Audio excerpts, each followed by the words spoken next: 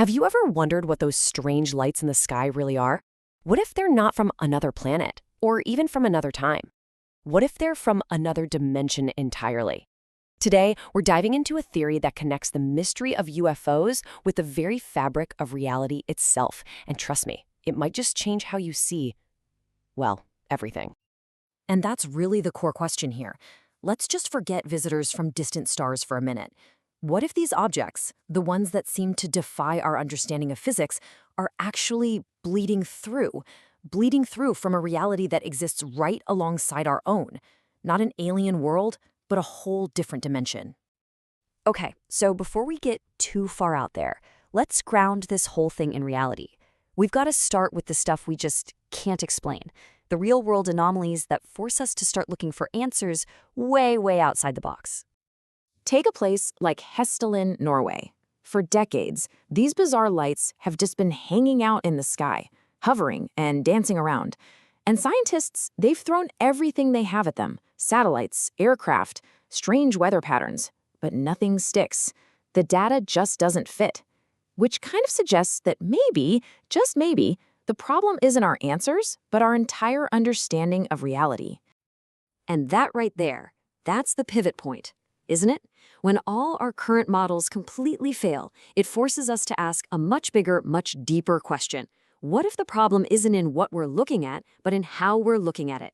What if we're asking the wrong questions about reality itself? So, to even begin to build this new model of reality, we have to start by tearing down our most basic assumption of all, the idea that time actually flows forward. This whole theory kicks off with a simple yet totally audacious claim. Time doesn't flow. It's not a river carrying us along. Nope. The past, present, and future are all part of a single static stack, where every single moment exists at the same time forever. So, how does that even work? Well, the logic is actually kind of brilliant. Think about it like this. You take a one-dimensional line, you stack a bunch of them together, and you get a two-dimensional plane. You stack a bunch of those, and you get a three-dimensional object. So what's the next step? This theory proposes that you take all of our 3D moments, every single now, and stack them all together to form one complete four-dimensional reality. Just think about this very moment right now.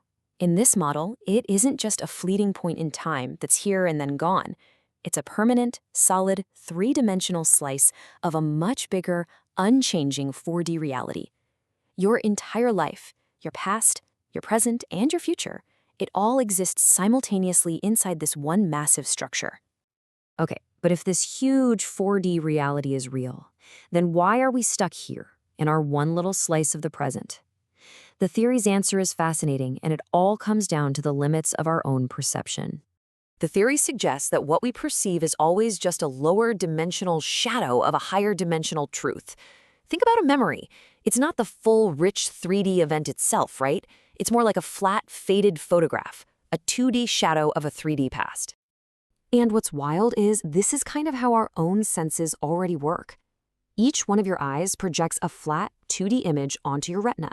It's your brain that performs this incredible feat of stitching those two flat images together to create the illusion of a 3D world. We're already translating up a dimension without even realizing it.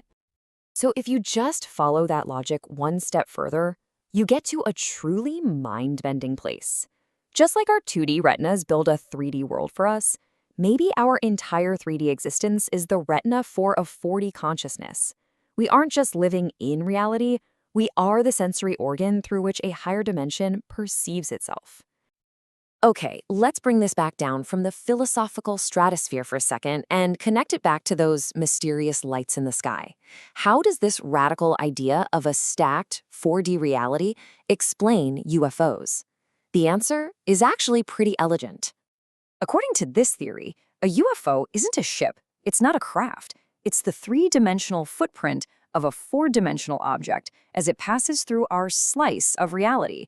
We can't see the whole object because we're literally not built to. We can only see the part that momentarily intersects with our world. This is the classic analogy, and it is perfect here. Imagine beings living in a completely flat 2D world. If a 3D sphere passed through their world, what would they see? They'd see a point appear from nowhere. It would grow into a circle, then shrink back down to a point, and then just vanish. It would seem to completely defy their laws of physics. Sound familiar?